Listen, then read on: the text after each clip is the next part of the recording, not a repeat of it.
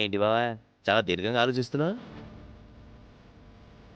ఎటువంటి కుటుంబాన్ని అందరూ కలిసి ఏ విధంగా తయారు చేశారా అని.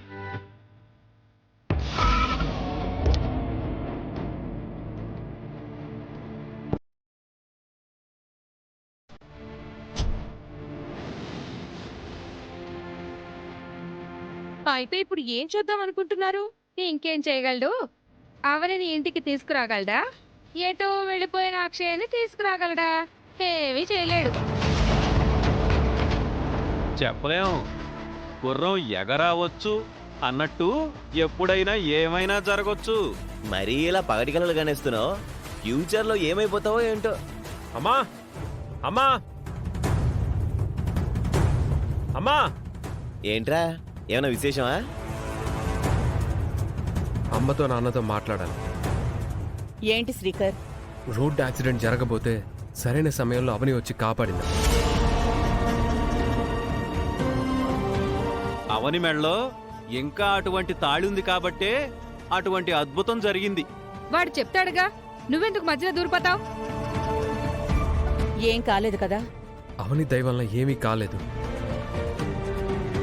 నేను దూరం పెట్టిన మనిషి ఈరోజు నన్ను కాపాడకపోతే నేను మీకు దూరం అయిపోయేవాణ్ణి. అవని దగ్గరున్న తాళికి అంత శక్తి ఉందిరా. తొందరపడి నా భార్యని దూరం చేసుకున్నాను అనిపిస్తుందమ్మా. మళ్ళీ అవనిని ఇంట్లోకి తెచ్చుకుందామని అనుకుంటున్నాను. అనుకోవడం ఏంటి శ్రీకర్, తీసుకొచ్చేయాలి. నువ్వు నార్మై, అమ్మ పర్మిషన్ లేదా ఎలా తీసుకొస్తాడు? అమ్మా, నీ అభిప్రాయం వద్దు, నీ అనుమతి కావాలి. కాపాడిందని ఆ నెపంతో దాన్ని తీసుకొచ్చి ఇంట్లో పెడదాం అనుకుంటున్నావా? అది జరగదు. దానివల్ల కుటుంబానికి జరిగిన నష్టమంతా మర్చిపోయావా?